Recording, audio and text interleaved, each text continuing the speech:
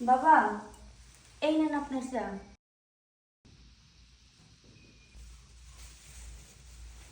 ওমা, চায়ে কি দুধ দিয়েছো? জি বাবা, দিয়েছে তো।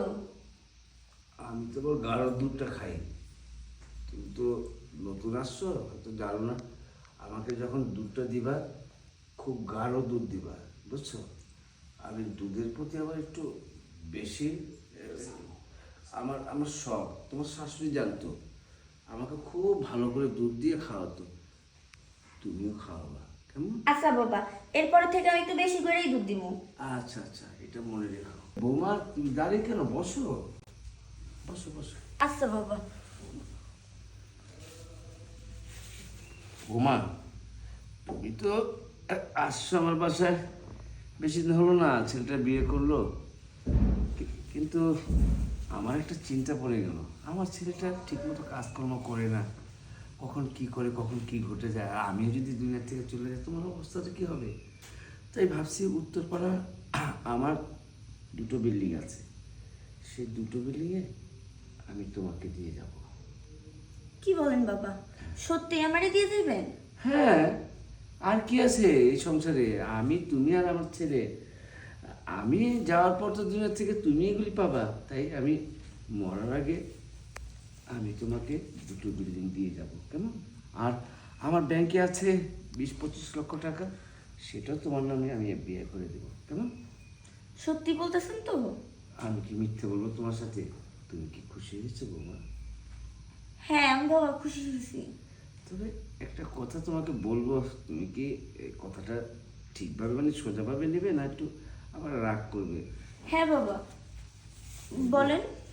বৌমা, আসলে তোমার শাশুড়ি তো অনেক বছর আগেই চলে গেছে, খুব একা জীবন। তাই এই বাসাতে তুমি আর আমি আর আমার ছেলে তো মাসের পর মাস বাইরেই থাকে কাজের ক্ষেত্রে, তো তোমাকে সময় দেয় না।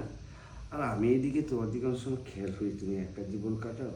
তাই ভাবছিলাম তোমার সাথে আমি কিছুটা সময় যদি আমি কাটাতে পারতাম, তাহলে আমার মনে হয় আমিও ভালো থাকতাম, তুমিও ভালো থাকতে। কিন্তু বাবা, আপনি তো আমার শ্বশুর লাগেন। আরে শ্বশুর হয়েছে কি হয়েছে? বন্ধ ঘরে যখন ঢুকবো, তখন শ্বশুর কে আর বৌমাকে বোঝা যাবে না। তখন তুমি আমার, আমি তোমার। ঠিক আছে, তাই আমারে লিখে দিবেন কিন্তু। হ্যাঁ, আমি তোমাকে লিখে দেবো, মানে আজকে লিখে দেবো, ঠিক আছে? আচ্ছা ঠিক আছে, চলেন। তাহলে চলো বেডরুমে যাই। ঠিক আছে।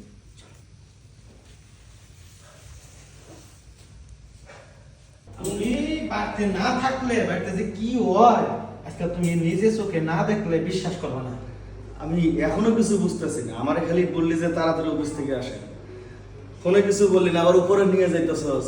এই জন্যই তো তোমার দেখাবার লিখে আছে আব্বা আর ভাবি দিনের পর দিন বাড়িতে কি করতেছে। তুমি এমন কি বলিস তুই? বাবা,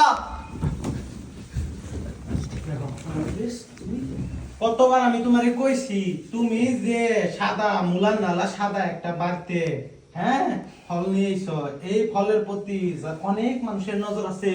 এই যে আমাকে বাপ দেখো দাড়ি চুল পাইকে গেছে গা, এক খাবারে ফেরেস্তা নালা আছে খারা, কিন্তু নুরে কি নেবা কাম করে দাও। বাবা, এই কাজটা যদি অন্য কেউ করতো না, আমার একটু খারাপ লাগতো না। নিজের ছেলের বউর দিকে নজর দিব, এটা ভাবতেও পারি নাই। আসলে বাবা, তোমার বউ তুমি সাইজ করো না, আমি কি করবো? ছোট মানুষ গেলাম আমি। আসলে মানে চুপ কর। আসলে মানে কি? আসলে মানে কি? মানে এটা তো বলবা যে এখানে ভুল হয়েছে, এখানে বাবার কোনো দোষ নাই, আমারও কোনো দোষ নাই, এই কথা বলবা? দেখো, যা দেখার আমি তো নিজের চোখে দেখলাম। আরে জালাল আমার ছোট ভাই, ও এই জিনিসটা না দেখে যদি অন্য কেউ দেখতো, মান সম্মান এতক্ষণ কি ঘরে বসে থাকতো? থাকতো না। বাবা, আমি ভাবতেও পারি নাই যে আমার জন্মদাতা পিতা, তার চরিত্র এতটা খারাপ। আর এই যে তুমি, তোমাকে তো আমি তালাক দেবো, কারণ এই বাড়িতে তোমাকে আমি রাখবো না। কারণ তোমার মতো খারাপ মেয়ে যদি এই বাড়িতে থাকে। তুমি চুপ! প্লিজ আমার আমার কথাটা শুনো। কি কথা শুনবো? কি কথা শুনবো? আচ্ছা বল, কি বলবি? মানে তুমি যেটা দেখছো এটা আসলে সত্য না।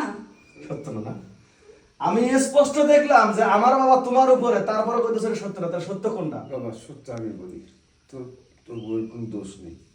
আমি তোর বউকে ফুসলিয়ে লোভ দেখিয়ে ওকে রাজি করেছি, ও রাজি ছিল না। দোষ করেছে আমি আমি আমি আর কি করবো, মানে আমি এই বাসার থেকে চলে যাই। তুই কিন্তু তোর বউকে ছাড়িস না, ওর কোনো দোষ নেই। বাবা আমি একটা কথা ভালো করে তোমারে বলি, তোমার যে দুটো ছেলে আছে না, দুটো ছেলেই কিন্তু শিক্ষিত, দুটো ছেলেই কিন্তু বোঝে, আমরা কিন্তু সমাজের মধ্যে তুলি। আচ্ছা ভালো কথা, মা মারা গেছে অনেকদিন আগে, তোমার যদি এতই প্রয়োজন হইতো তুমি আমাদের বলতা। আচ্ছা আমাদের বলতে না পারো, তোমার বন্ধু বান্ধবের বলতো, ওরা আমাদের বলতো, তোমার বিয়ে করাই দিতাম। তুমি কি করছো? ফুসলাইয়া ফাসলাইয়া তোমার ছেলের বউয়ের সাথে। শোনো বাবা, আমি খুব ভালো করে জানি যে একটা মেরে যে কোনো লোক যদি একটু ফুসলায় না, একদিন দুদিন তিন দিন ওই মেয়েটা গলে যায়, কারণ মেয়েরা হচ্ছে মমের মতো। ঠিক আছে বাবা, যেটা তুমি তোমার ভুল বুঝতে পারছো, আর আমি তো এমনি দেখতেই পারতেছি যে আমার বউয়ের দোষ আছে কিনা।